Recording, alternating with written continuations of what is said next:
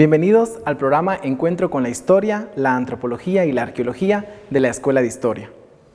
En el mes de octubre conmemoramos en Guatemala uno de los acontecimientos más importantes del siglo XX, que representó un cambio en el sistema económico, social, político y cultural. Nos referimos a la década revolucionaria de 1944 a 1954, conocida como la Revolución del 20 de octubre. Durante este programa les presentaremos la película Pueblo en Marcha, así como otros materiales fílmicos de la época.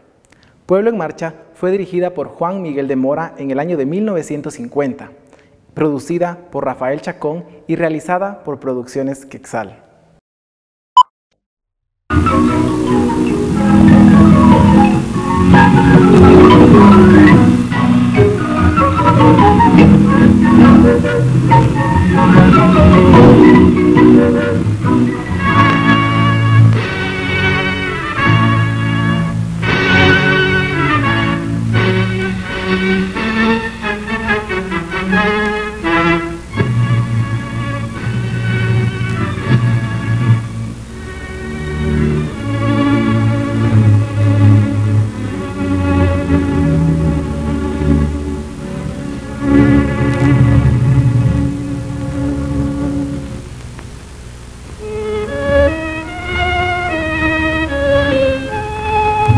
Esta es Guatemala, desde el Suchiate, en la frontera con México, hasta Barrios, principal puerto de exportación. Desde el Petén selvático al alegre y veraniego San José.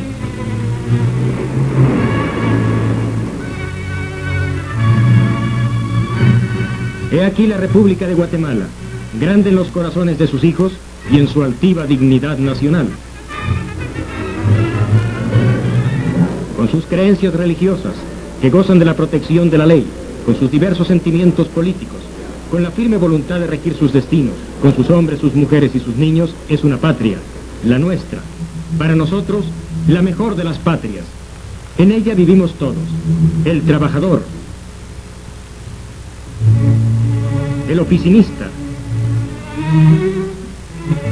el rico, pero todos, desde este pequeño ilustrador hasta el vendedor de cornucopias, pasando por el humilde barrendero de la municipalidad o el niño ignorado de la calle, formamos la familia guatemalteca. En el agitado mundo de este siglo, avanza segura por el camino del bienestar y el progreso.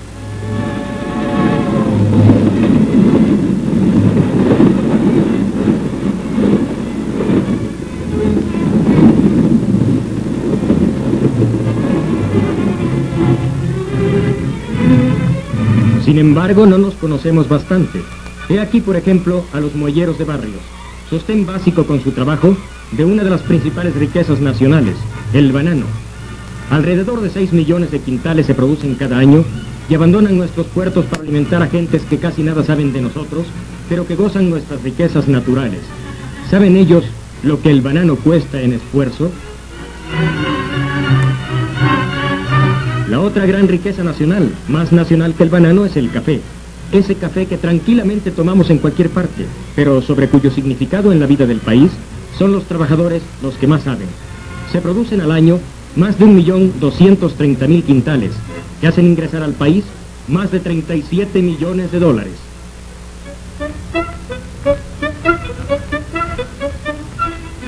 Y en esta nuestra Guatemala, el 20 de octubre de 1944 estalló la revolución.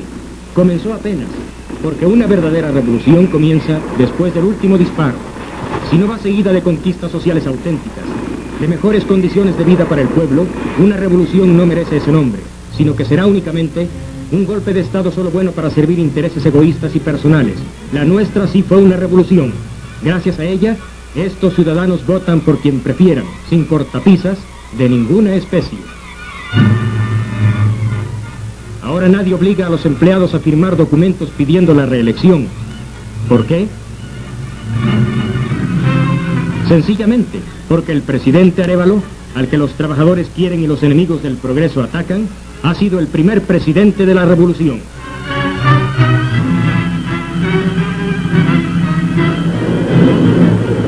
Por la revolución, Guatemala cuenta con una ciudad olímpica que es admirada por propios y extraños.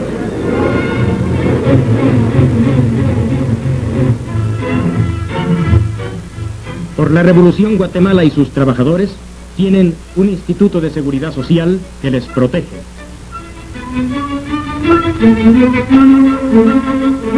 Por la revolución han surgido centenares de escuelas en todo el país. Y por la revolución también, estos caballeros y damas pueden divertirse alegremente, criticando al gobierno entre sorbo y sorbo de bebidas extranjeras. Es por la revolución también que los niños son felices, con atenciones de todas clases, con comedores y guarderías infantiles. ¿Sabemos acaso lo que vale la risa de un niño? Por la revolución este indígena trabaja la tierra sin estar esclavizado como antes a un amo y sin hacer servicio de vialidad, lastre medieval del ubiquismo.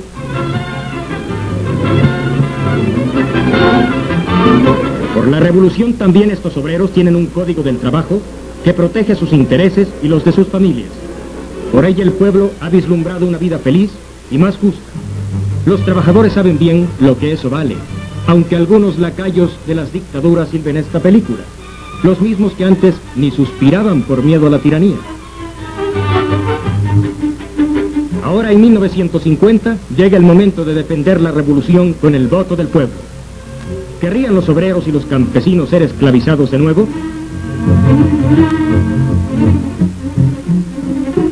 ¿Permitiría este guatemalteco que la dignidad nacional fuese pisoteada por intereses extranjeros?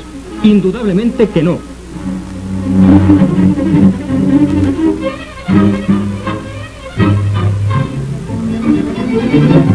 Por eso los guatemaltecos, de todas las clases sociales, de todas las religiones, de todas las categorías y de todas las creencias, se aprestan a defender la revolución y la patria.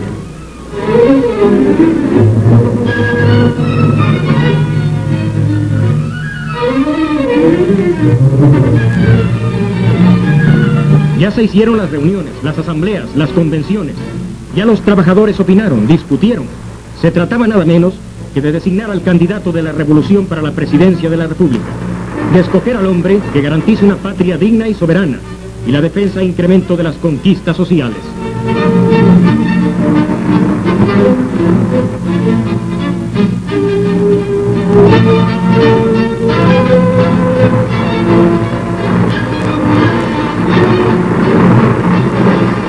Este hombre fue el designado, Jacobo Arbenz Guzmán, ciudadano y teniente coronel, el hombre de la Revolución de Octubre, el hombre en quien confían legítimamente las clases trabajadoras y las fuerzas progresistas de la nación. Porque es preciso que todo guatemalteco se grabe en la mente y en el corazón que mientras este indígena siga siendo un paria segregado de la civilización y trabajando tierra ajena, la revolución no estará consumada. Por ello, muchos trabajan, se reúnen, se mueven, luchan por Guatemala.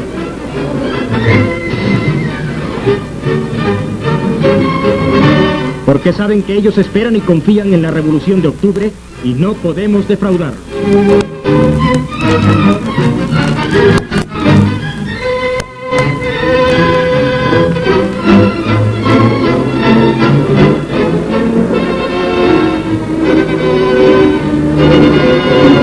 Las conquistas sociales, la soberanía de la nación, las mejores condiciones de vida para el pueblo, no caen graciosamente de las nubes, ni las otorgan gentilmente los grandes intereses extranjeros, enemigos del progreso de Latinoamérica.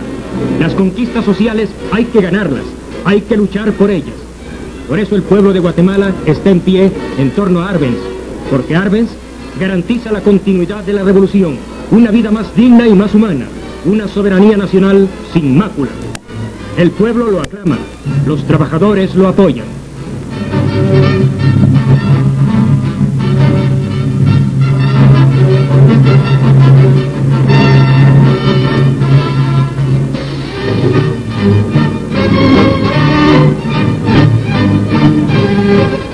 Por la continuidad de la revolución y con Arbenz, Guatemala es hoy, frente a todos sus enemigos, un pueblo en marcha, en una marcha que nadie puede ya detener. ¡Adelante!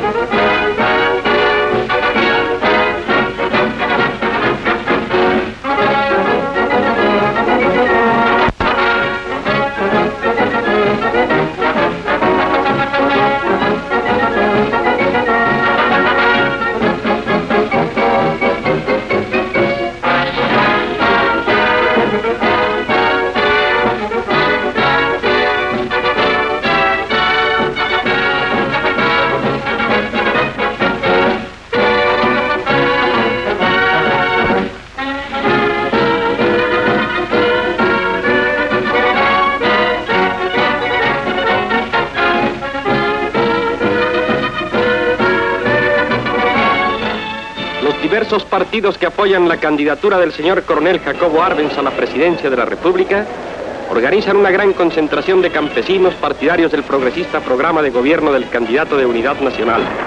Chiquimula se viste de fiesta, más de 15.000 campesinos esperan la llegada de su candidato. Puede afirmarse que la voluntad de la ciudad de Chiquimula se manifiesta unánime en favor del coronel Arbenz, quien recibe el efusivo saludo de sus partidarios y corresponde a él con su proverbial dinamismo. El recorrido por las calles de la ciudad es apoteósico. Todos los campesinos desearían romper la valla que ha formado su entusiasmo y saludar personalmente al hombre que mejor garantiza la continuidad del progresista régimen de la revolución. Acompañado de los dirigentes de los partidos políticos, el coronel Arbenz manifiesta que luchará por la independencia económica de Guatemala y la elevación del estándar de vida de los campesinos de la región, meta inalterable de la Revolución de Octubre. Escuintla se prepara a dar cordial bienvenida al candidato nacional. Miles de partidarios portando carteles se dan cita en otra más de las impresionantes concentraciones de simpatizadores del coronel Arbenz, que aprovechan la ocasión para hacer fe pública de su espíritu revolucionario y progresista. Jacobo Arbenz, abanderado de las fuerzas democráticas de Guatemala, exalta en su discurso la condición de los hombres que están con el movimiento de octubre, que salen a la carretera todavía llena de polvo, con unas tortillas en la bolsa, pero seguros de que están defendiendo los principios revolucionarios en contra de aquellos que saben que su único camino es el tortuoso y antiguatemalteco camino de la conspiración.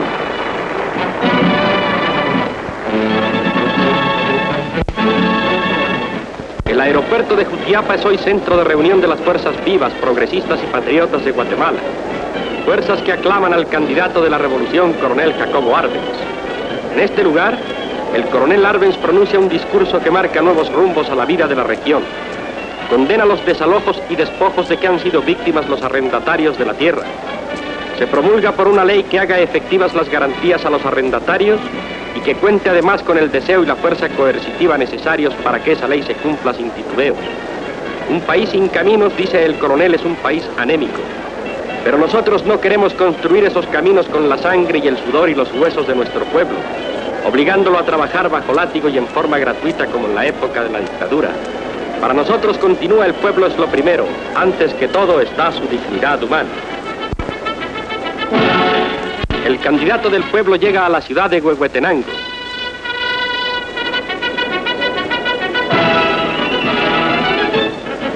Este departamento, uno de los más alejados del resto del país, ha sentido también en carne viva el llamado generoso de su candidato. Por eso le tributa una recepción que no tiene precedentes en la historia de las luchas democráticas de Guatemala. Porque Arbenz lleva consigo los más firmes, sólidos y ejemplares principios de la democracia, la gente humilde de la región le comprende, porque le hablan en un idioma de realidades que resulta universal. El instinto de un pueblo nunca falla, y el instinto del pueblo de Huehuetenango se resume en una palabra: Arbenz.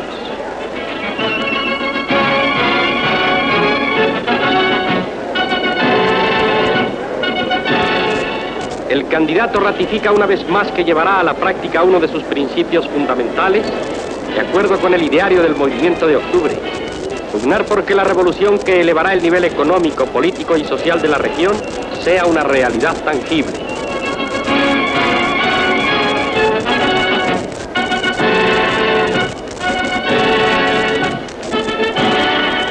Y así desde lejanos puntos del departamento llegan nutridos contingentes de indígenas con un solo deseo: conocer al hombre que mejor encarna el espíritu de la nueva Guatemala, conocer a su candidato en el cual confían y por el cual luchan.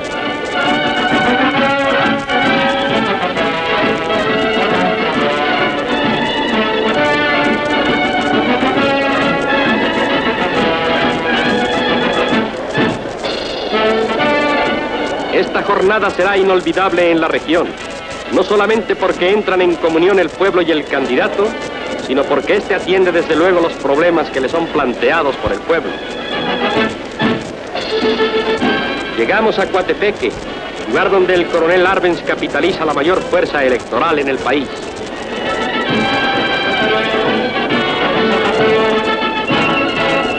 Las dos concentraciones que tienen lugar en la localidad demuestran que nunca candidato alguno ha poseído tal fuerza en el ánimo de la masa popular que habrá de exaltarlo hasta la primera magistratura.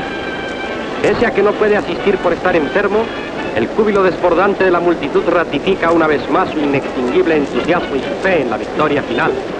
Aquí, como en todas partes, surge evidente el arraigo del candidato popular. El pueblo confía en el coronel Arbenz porque sabe que el coronel Arbenz es el mejor amigo del pueblo.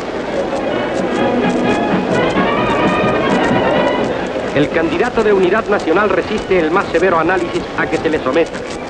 Su trayectoria en la vida pública de Guatemala es la mejor garantía de su actuación cuando el voto popular lo eleve a la máxima representación nacional, pero también le imponga la mayor responsabilidad. Derechos y deberes son concomitantes. El ascenso a la grada más alta del poder impone mayor austeridad, mejor sentido de la justicia, más hondo arraigo en el amor a la patria, mejor empeño en obtener una adecuada solución a los graves problemas del país. Analizado así, el nombre de Arbenz responde mejor a la preferencia del pueblo. El candidato llega a una nueva etapa de su campaña política. Aquí es igualmente aclamado, igualmente esperado con afecto. Es la suya una auténtica marcha triunfal por todo el territorio nacional. A unos cuantos días del confronto de la voluntad popular, estas concentraciones hacen notar que el recuento de votos será una mera fórmula. Guatemala ha dicho ya su veredicto electoral. ¿Cuál es el sentir de las masas frente a su candidato? Los carteles son suficientemente claros, evidentes, explícitos. La ceguera sería la única explicación para ignorar cuál es la voluntad popular. Y Guatemala no es ciega como tampoco lo es su pueblo. Podemos afirmar que el país entero es un solo mitin.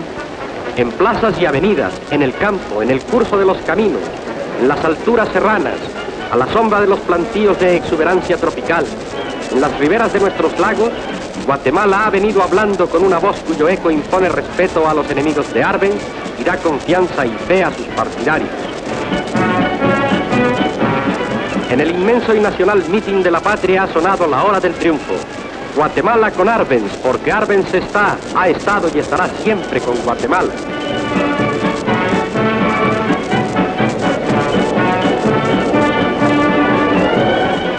Cerramos esta información convencidos de que la unidad nacional guatemalteca ha encontrado la piedra de toque de su inconmovible resiedumbre, la personalidad arrolladora, popular e indiscutible del candidato del pueblo, del coronel Jacobo Arbenz.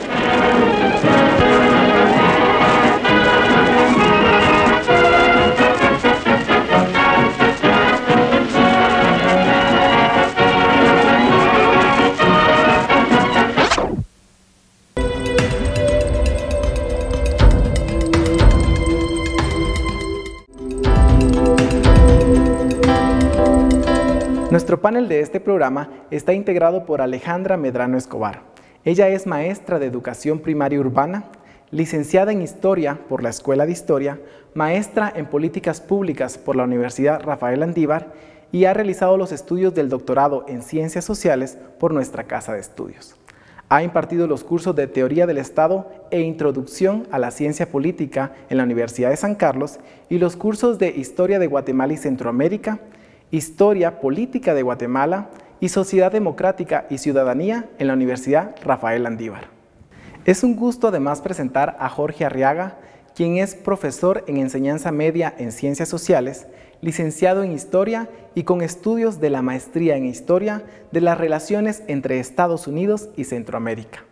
Fue profesor durante 26 años en esta casa de estudios, en la Escuela de Ciencia Política y en la Facultad de Ingeniería, así como secretario de Asuntos Estudiantiles y Universitarios de la AEU Oliverio Castañeda de León en el año de 1978.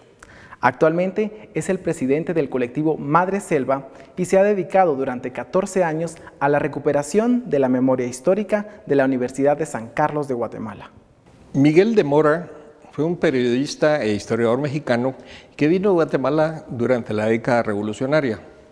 Él, junto con Rafael Chacón, un empresario costarricense muy joven, fundaron la productora Quetzal. Se dedicaron a realizar artículos promocionales en cine y dentro de ellos trabajaron para los gobiernos revolucionarios.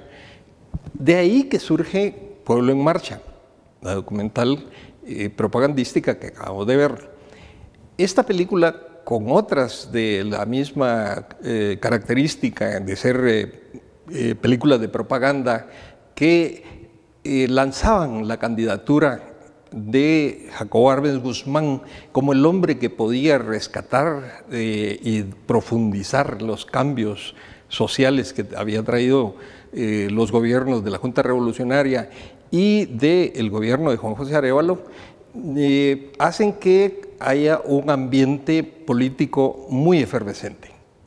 Para conversar sobre estos temas tenemos dos invitados, historiadores graduados de la Escuela de Historia y con sus especialidades en cuanto a posgrado. Y en primer lugar quisiera plantearles a ustedes cuál era el ambiente que se vivía en esa época y que propiciaron ese clima que se ve reflejado en estas películas propagandísticas. Gracias, Edgar. Pues yo quisiera referirme en primer lugar a esos 6 años que en este momento eran el contexto que hacía mucho tiempo que no se vivía o que nunca se había vivido prácticamente en Guatemala una apertura de espacios de expresión como la que se había iniciado desde 1944, en el 45 con la transición hacia el gobierno de Arévalo, y eso había hecho que las personas pudieran expresarse, pudieran hablar, pudieran conversar, pudieran exponer situaciones como las que exponen en el video que acabamos de observar.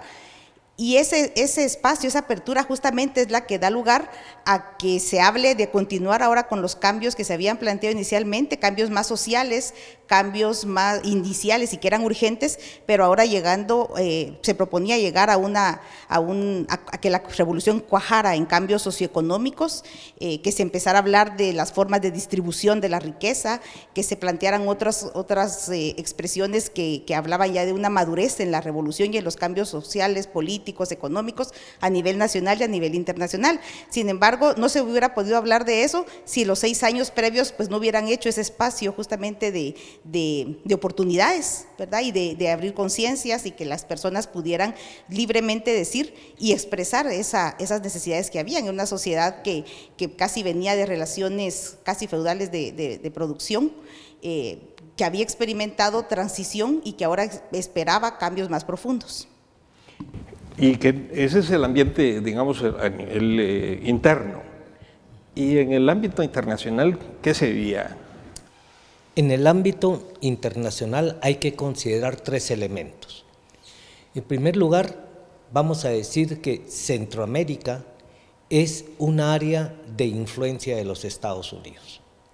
No es una área económica en sí mismo, sino es un espacio interítmico que permite que el carácter estratégico de la región adquiera niveles superiores a los que hay en otros lugares. El hecho de que sea un área demasiado de 84 kilómetros aproximadamente entre el Océano Pacífico y Atlántico hace que sea bastante atractiva esta área para los Estados Unidos en su nivel de influencia. En segundo lugar, la Guerra Fría. La Guerra Fría se establece entre 1945 y 1947.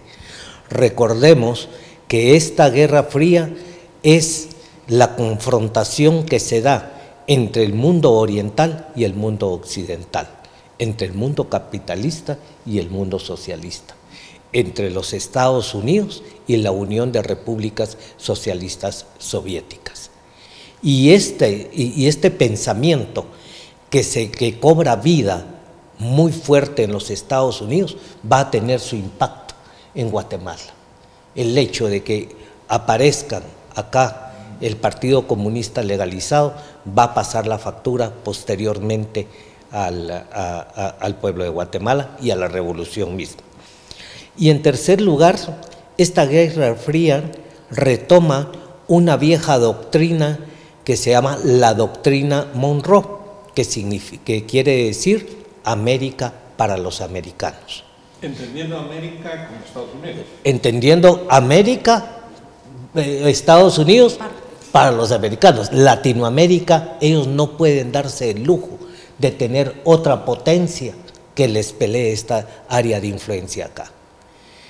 Y estos tres elementos van a darle una política agresiva a los Estados Unidos, especialmente a Guatemala, que es uno de los principales países, tal como lo vislumbran ellos, en Centroamérica, sino que además esta política se va a irrigar en todo el continente americano, ¿verdad? Ahora, ya que hablamos de agresividad, la película tiene un lenguaje bastante agresivo, ¿no? Es decir, Pueblo en Marcha es muy combativa y ahí vemos reflejado el conflicto social. Y en todo conflicto, por lo menos, existen dos actores, ¿no? Y aquí tenemos unos actores que son de la oposición y otros actores que son proclives al gobierno. Comencemos con estos factores de la oposición. ¿Qué podemos hablar de ello?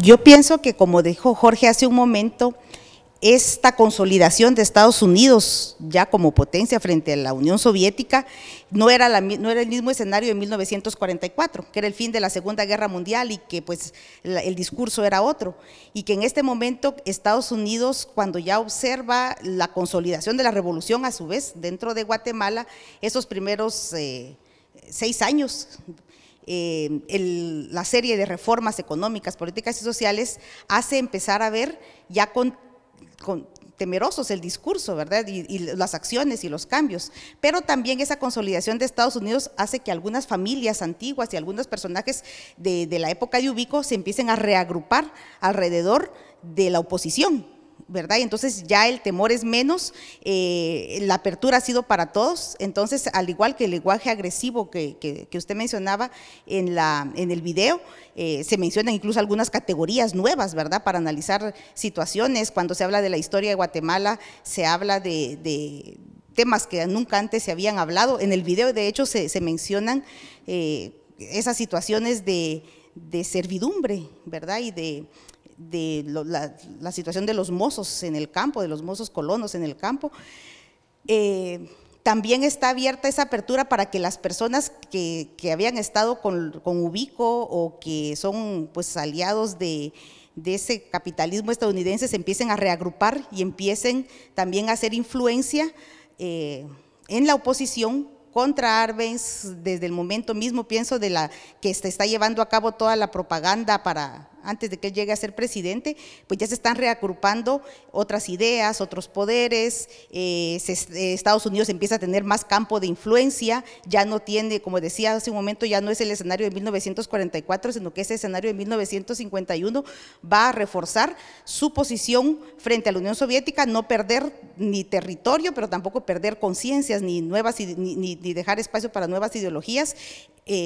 Menos en Guatemala, que es un lugar tan cercano a Estados Unidos, ¿verdad? Porque decía Jorge, América para los americanos, pero Centroamérica pues es mucho más cercano, y entonces no querían perder esa influencia. Eso hace que se empiece a formar una oposición sólida, dura, y que va a utilizar incluso algunos elementos que sean parte de esos espacios que se han abierto dentro de la revolución. Hay también un ataque directo, no solo a los empresarios, a las élites, a los que toman café en los restaurantes, mientras que el pueblo trabajador está sacrificándose por producir riqueza, pero también hay un ataque hacia la intervención de los Estados Unidos, ¿no? Sí, hay un ataque hacia la intervención de los Estados Unidos, pero situemos dos elementos importantes. En primer lugar, Arbenz no era el orador que era Arévalo.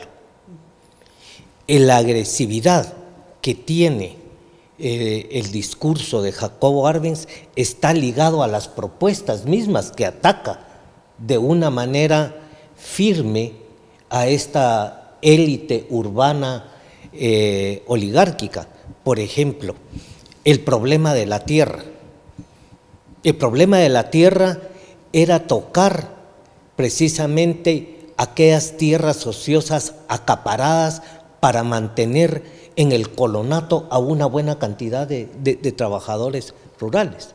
Segundo lugar, otro aspecto que toca Arbenz en sus discursos, y que es bastante duro para las élites guatemaltecas, un salario justo. Es que recordemos los salarios en Guatemala. Obviamente eso pasaba por una reducción para ellos de sus ganancias, pero también pasaba por un desarrollo del mercado interno, ¿verdad? Y en tercer lugar,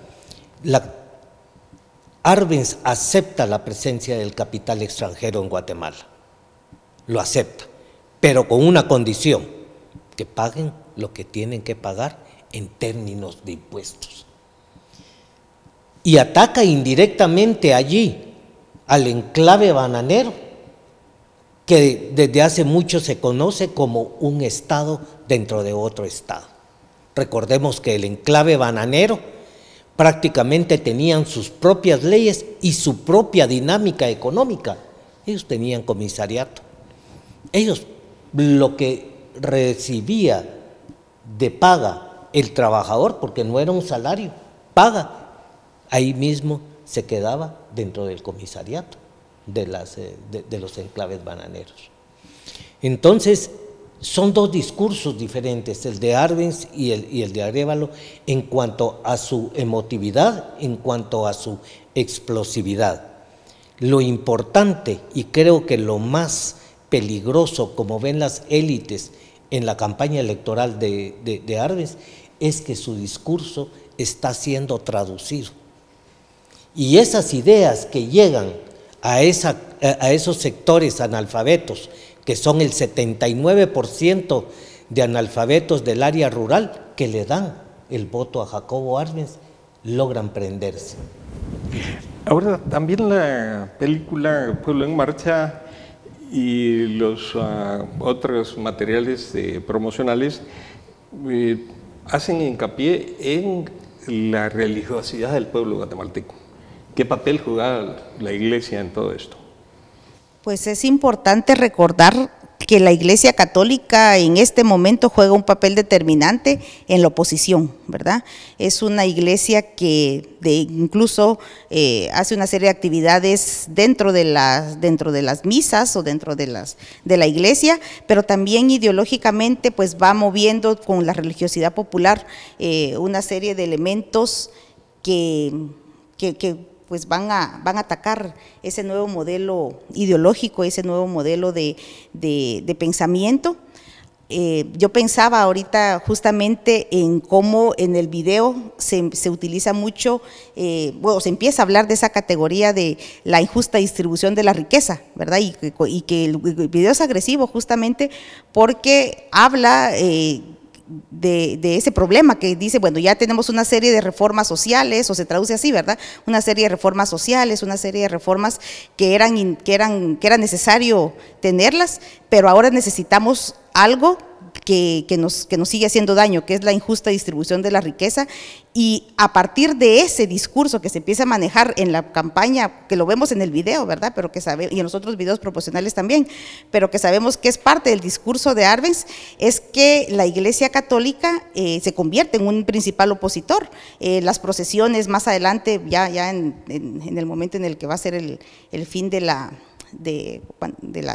época de Arbenz, antes de que él renuncie, las procesiones pidiendo la renuncia del presidente, las misas pidiendo que se vaya el comunismo de Guatemala, la propaganda que se emplee o que se entrega en las homilías, eso va a ser parte de ese posicionamiento de la Iglesia Católica en contra de la revolución.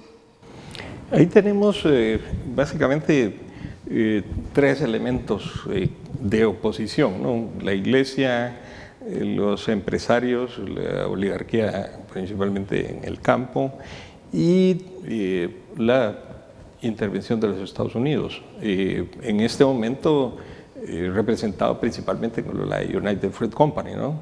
¿Habían otros factores opuestos al régimen? Los hay, y muchos los sectores urbanos. Recordemos que en esas elecciones Arbenz pierde las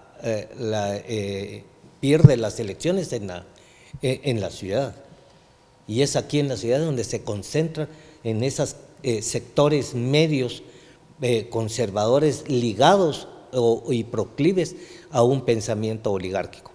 Pero la Iglesia ha sido veleidosa en su pensamiento. Recordemos que viene incluso de apoyar al régimen fascista en Europa, ¿verdad? Entonces es todo un pensamiento que también tiene un temor a los grandes cambios en Guatemala. A ellos no se les ha olvidado lo que pasó con don Justo Rufino Barrios. Y el hecho que haya una revolución que toque todos esos privilegios hace que la Iglesia se acomode de alguna manera dentro del entorno contrarrevolucionario. Las élites, el hecho de que se establezca el salario en Guatemala es una pérdida a su acumulación de capital. No es lo mismo un salario que una paga forzada. El salario genera otra dinámica en el mundo de la economía. Ahora retomemos un poquito la idea que habías planteado anteriormente, y es esta de que hay una población urbana que no votó por Arbenz. Pero eso es algo que se ha venido repitiendo, ¿no? A lo largo de la historia de Guatemala, hasta recientemente. Los gobiernos o las candidaturas que han sido un poquito más hacia la izquierda, vamos a decir, siempre han recibido más apoyo en el interior de la República que en la capital. Es que hay en la dinámica de los sectores medios están muy ligados al consumo, y es en las áreas urbanas en donde el consumo es mayor, y eso hace que los sectores medios estén muy ligados al bloque dominante. Miren, los sectores medios tienen una dinámica. En periodos de crisis son profundamente radicales, ya sea para un bando o para otro. Son muy radicales en tiempos revolucionarios, ¿verdad? O son muy conservadores en tiempos de crisis como los que estamos viviendo hoy. Los sectores medios son los más volátiles de los sectores sociales y se sitúan en las áreas urbanas. Ahora, Alejandra, es un esfuerzo que se mira en estas películas para romper la hegemonía, esa dirección intelectual y moral que siempre mantuvieron las clases dominantes sobre la población. Y las películas atacan directamente esa hegemonía, ¿no? ¿Cómo lo ve usted? Pues yo veo que también hay en la película se mira ese rompimiento de la hegemonía, es decir, se habla sobre los cambios que se han logrado, sobre cómo esa hegemonía pues necesita de cambios más profundos para romperse.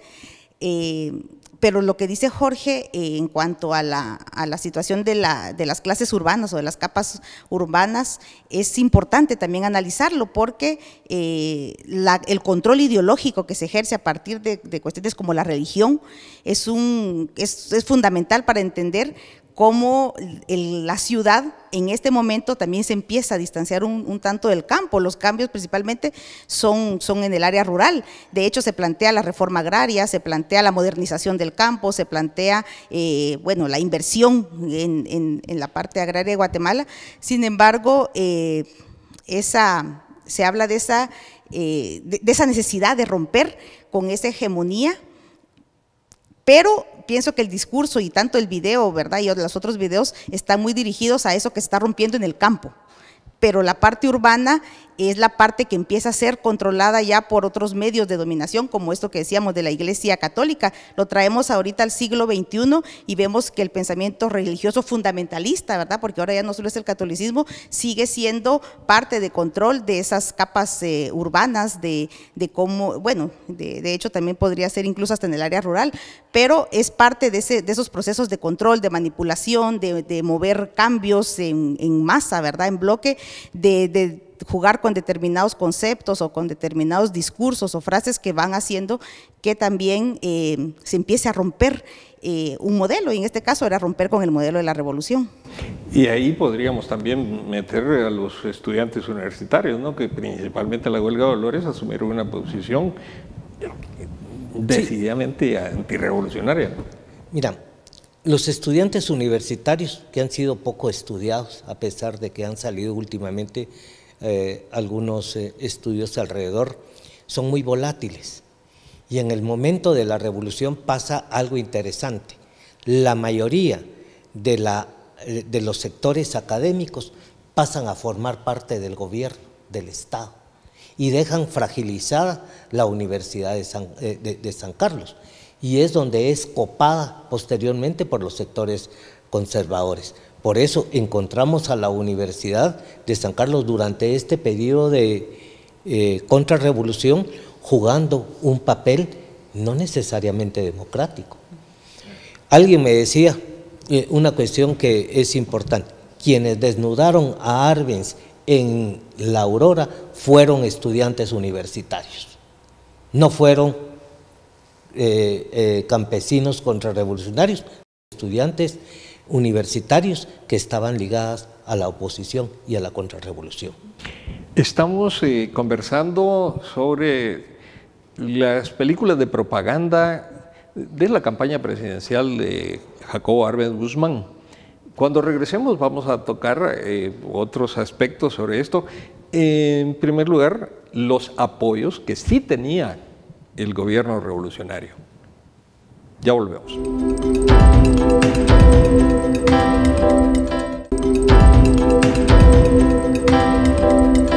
Guatemala dispone de una copia de Pueblo en Marcha gracias a una donación de la Filmoteca de la Universidad Nacional Autónoma de México, que la donó a la Cinemateca Universitaria Enrique Torres.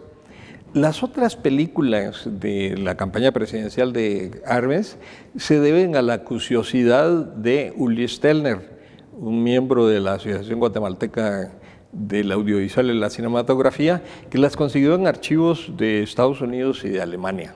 Así podemos nosotros ahora poder apreciar estas películas, poderlas examinar, poderlas comentar como lo estamos haciendo en esta ocasión.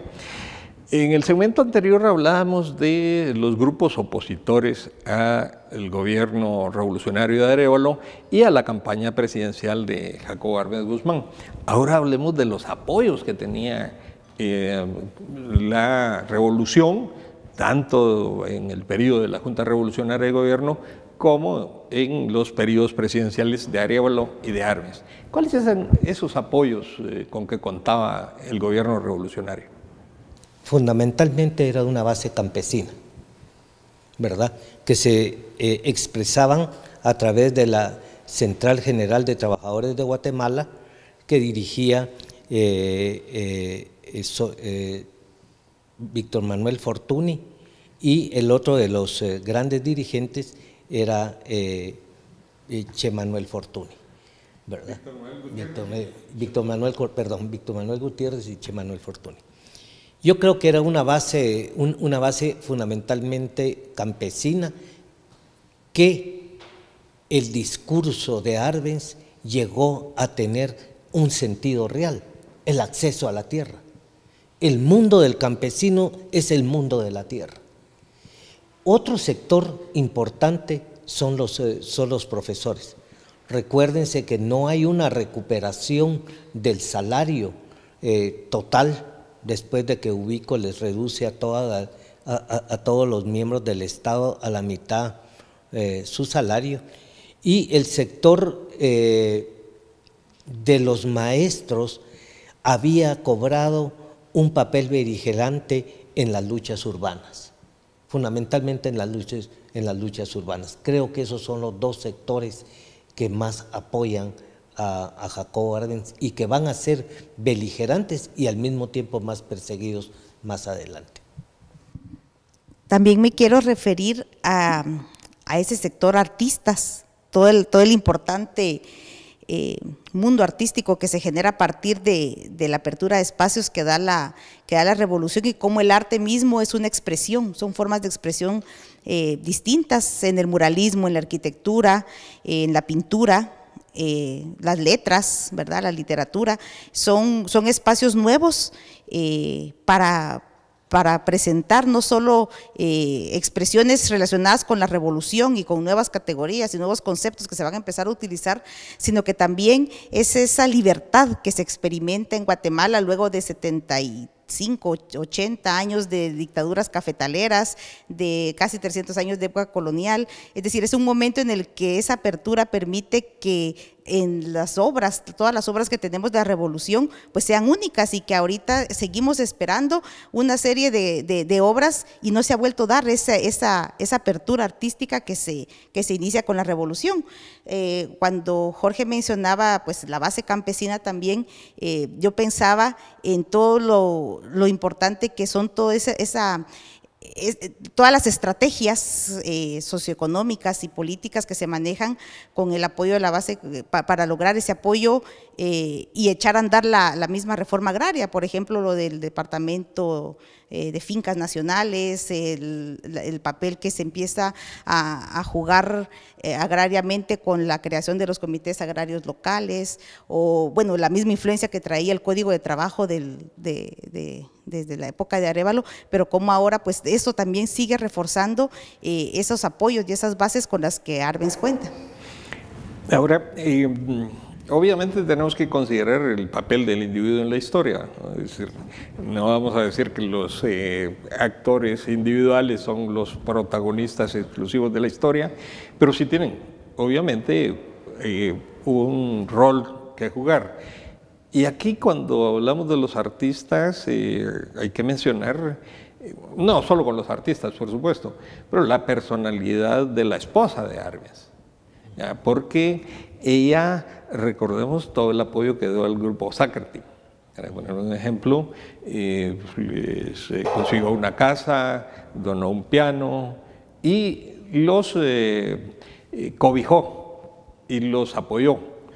Ese apoyo a los artistas también se dio con el propio esposo y con los distintos actores políticos de esa sociedad, ¿no? Sí. Aquí podríamos tocar un elemento importante. Yo he leído 2 o 3 biografías de Arbenz y siempre ha aparecido una palabra en él, ¿verdad?, que lo caracterizaba. Era una persona reservada, en cierto grado taciturno, lo plantean, pero con una disciplina militar. Era un individuo que se proponía metas y de una exquisita mentalidad. Recordemos que la presencia familiar de provenir de una familia de suizos obviamente le daba una visión de Guatemala totalmente distinta, aunque él hubiese vivido aquí la mayor parte de su vida. El arribo de la señora Vilanova obviamente le va a dar otro cariz a esta dinámica de la pareja, ¿verdad? Una señora que provenía de las familias pudientes del Salvador y además mucho más desarrollada en temas sociales, mucho más abierta a buscar otras causas de la pobreza y del atraso de este país.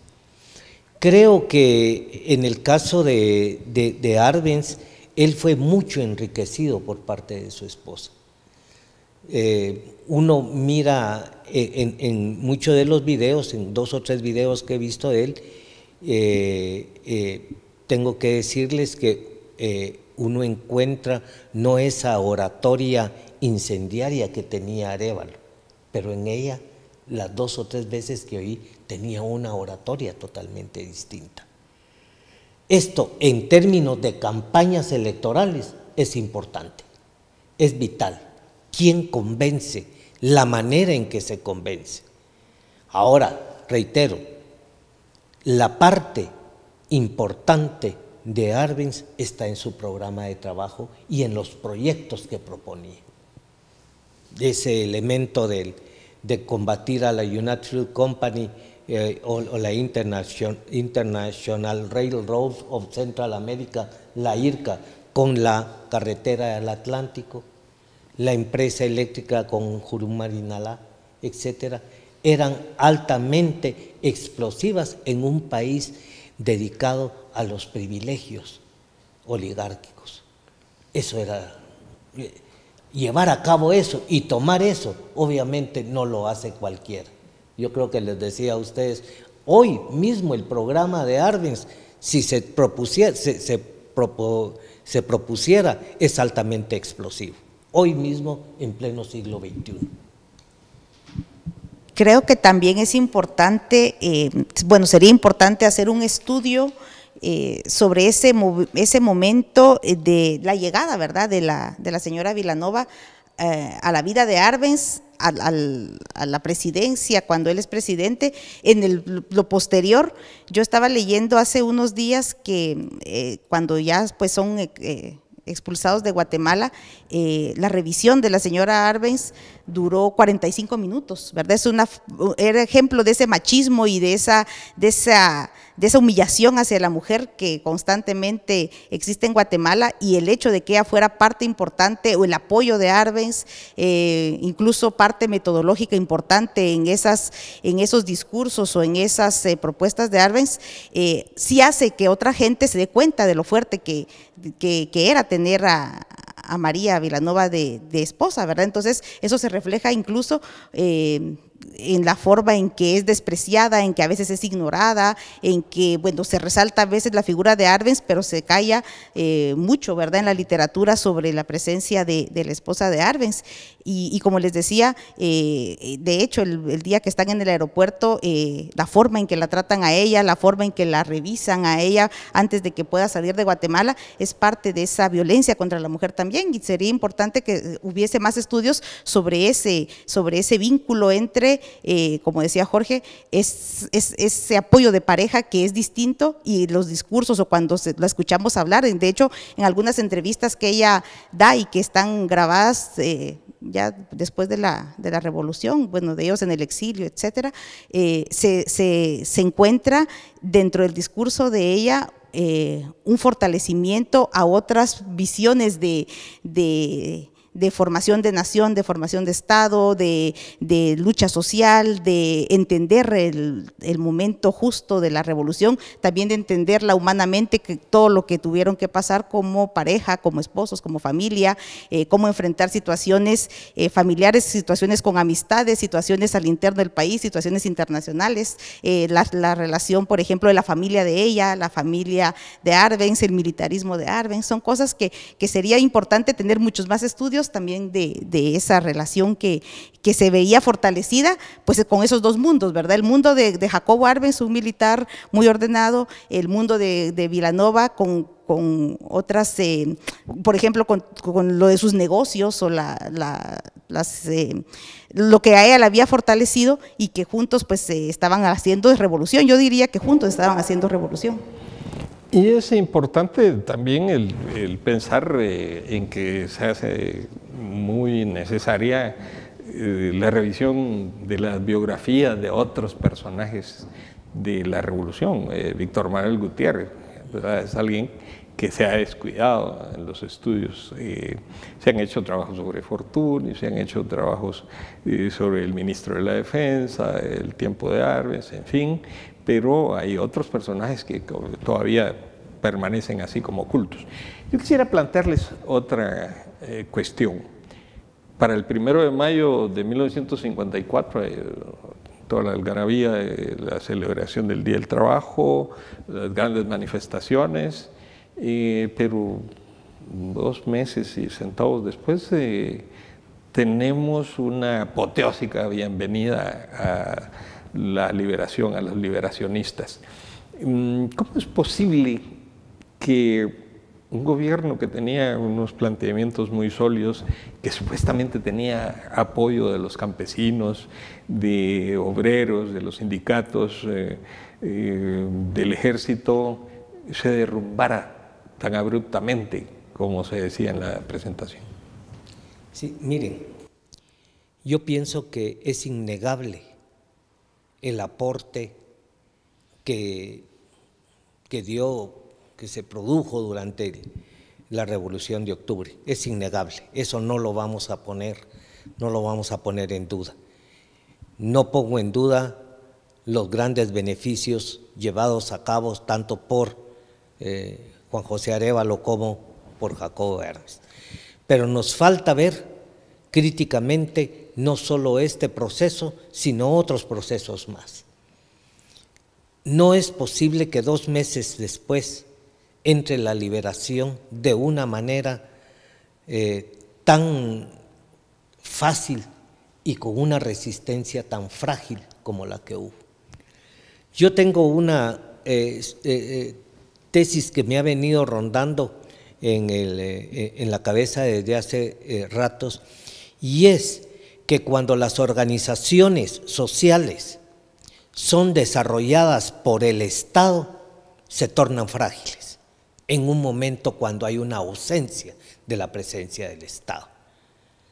Cuando sale Jacobo Arbenz, y si uno oye bien el discurso de Jacobo Arbenz, hay un dolor implícito en él, hay un derrumbe en él, ¿verdad? Y con justa razón, es un ser humano. No pidamos, no caigamos en la trampa de los superhéroes. Son seres humanos con virtudes y con debilidades. Y yo creo que eso nos falta ver mucho en Guatemala. Entonces, veo yo acá esa fragilidad en las organizaciones sociales y esa fragilidad que tiene en su momento Jacobo Arbenz, y en algún momento alguien dijo, no tengo a memoria el nombre, que dijo, el hecho de haber confiado demasiado en el ejército fue uno de sus pecados, y no confiar en las organizaciones sociales.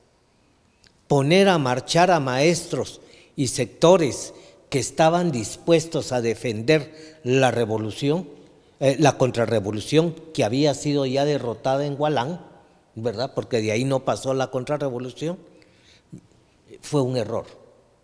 Y pensar que el ejército iba a estar detrás de Jacobo Arbenz y defendiendo la revolución de octubre. Piero Glegesis dice una cuestión muy fuerte contra el ejército cuando entrevista a todos estos generales y les dice, ¿por qué no defendieron ustedes ese proceso que los sacó de las mazmorras cuartelarias a las que ustedes estaban sometidos y a las que el régimen ubiquista los había puesto? Y la respuesta casi unánime de todos ellos fue, le tuvimos miedo a la intervención de los Estados Unidos. Y pasa a ser de un ejército nacional a un ejército bananero. No es más un ejército nacional. No defiende los intereses nacionales ni la soberanía. Defiende los intereses de la bananera y defiende los intereses de la oligarquía. No hay ejército acá nacional, hay un ejército bananero. Hija, también Alejandra mencionaba estas procesiones de Cristo de Esquipulas por todo el país, ¿no? Sí, yo pienso que realmente aquí se conjugan dos factores. Eso que usted dice del 1 de mayo al 27 de junio, ¿verdad? Que es el momento. Estamos dentro de una estrategia estadounidense. Básicamente, Estados Unidos no iba a dejar cabos sueltos, entonces hay una serie de factores que se conjugan. Está lo de la Iglesia Católica al interior del país, principalmente jugando con la fe, ¿verdad? Y con esa idea del comunismo, anticomunismo, usando la imagen del Cristo Negro de Esquipulas, por ejemplo, para motivar, acelerar el proceso de la caída y el rechazo a Arbenz, pero también estaba la propaganda internacional en medios de comunicación, en algunos periódicos, revistas en Estados Unidos, estaba el apoyo que Estados Unidos buscaba entre los gobiernos de Centroamérica, entre otros gobiernos de latinoamericanos, la legitimidad con la que, es decir, esa famosa legitimidad con la que todavía todavía en el presente nos dicen, bueno, está bien bombardear, por ejemplo, ahorita Siria, ¿verdad? Cosas así, esa legitimidad la buscaban en ese momento, habían llegado hasta a Venezuela a pedir el apoyo para poder intervenir Guatemala. Entonces eran una serie de factores nacionales, la debilidad del ejército, que no era solo interna, sino que, por ejemplo, el ejército había sido neutralizado, mucha gente había sido enviada al extranjero, entonces estaba, bueno, el papel de la oligarquía adentro de Guatemala, esas familias que en el 52 están manejando sus alianzas con Estados Unidos y volviéndose a posicionar, y que a veces cuando uno hace líneas del tiempo y encuentra líneas familiares, se da cuenta que son las mismas familias que ahorita están apoyando el pacto de corruptos, por ejemplo, ¿verdad? Entonces esas cosas era toda una estrategia que venía desde Estados Unidos, ¿verdad? Pero que tenía que ver con hacer muy frágiles las fuerzas, los apoyos internos que le quedaban a Arbenz, hacer muy fuerte la propaganda internacional en contra de Arbenz, legitimar, como decía, todo ese proceso de intervención, que el mundo empezara a hablar sobre que era necesaria la intervención en Guatemala. De hecho, empiezan a manejar el término liberación, ¿verdad? Porque dicen, vamos a liberar a Guatemala del comunismo internacional. Y yo pienso que tiene mucho que ver que es una estrategia norteamericana con 8 puntos así directos que son la Iglesia Católica, bueno, todas las cosas que hemos mencionado, pero trabajar directamente en eso para que no haya salida, ¿verdad? El gobierno cae porque cae. Ya, ahí luego viene la época oscura de la contrarrevolución, y algo que tampoco se le da mucha atención es a la represión tan violenta que hubo luego de caído el régimen revolucionario. De hecho, muchísimas de las fotografías que se presentaron después como evidencias de la crueldad de los gobiernos de la revolución eran fotografías de desechos de una carnicería. Ya, eran reses, pero que las presentaban como que eran restos humanos. O sea, toda esa campaña mediática, pero también los fusilamientos, los encarcelamientos, el exilio, ¿no? O sea, hay todo un proceso de represión luego de la caída de los gobiernos revolucionarios. Tocaste un tema que, hay muchos temas que quedan fuera, ¿verdad? Ahorita, pero tocaste un tema muy importante que por primera vez lo revela Susan Jonas en su libro Guatemala, Plan Piloto del Continente, y es la guerra psicológica. Guatemala es de los primeros países en el mundo donde se utiliza la guerra psicológica como una forma de intervención. Aquí se utilizan esas fotos. Si uno mira la historia de la liberación de Guillermo Puig, va a encontrar unas fotos que uno dice, saber de dónde son. Pueden que sean de Guam, pueden que sean de Vietnam, pueden que sean de Corea, etcétera, pero no son de Guatemala.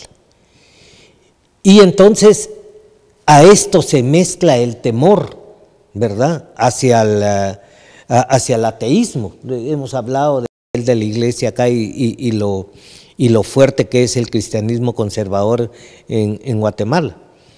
Surge el anticomunismo como una justificación a todos estos actos atroces que se producen en Guatemala, hasta la fecha, ¿verdad?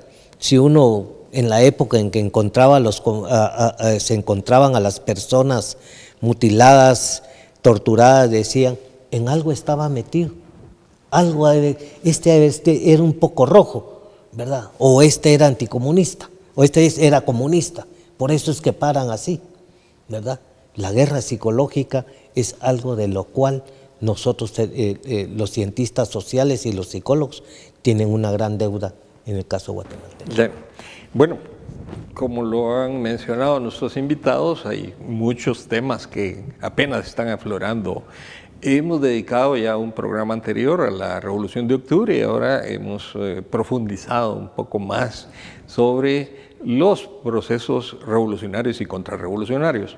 Esperamos seguir ahondando en esta temática de historia de Guatemala, así como los temas también de la antropología y la arqueología de nuestro país. Esperamos contar con ustedes en nuestros próximos programas. Hasta pronto. Este año se conmemora el 75 aniversario de la Revolución de Octubre en Guatemala, momento sin precedentes en Centroamérica y que, a partir de la historia del país, se ha registrado como el inicio de una era democrática, de vanguardia y de justicias sociales, logros que fueron abruptamente interrumpidos 10 años después. Esperamos que estas películas y la intervención de nuestros panelistas hayan logrado transmitir la importancia de la única primavera democrática en el país. Gracias por acompañarnos y los esperamos en el próximo encuentro con la historia, la antropología y la arqueología.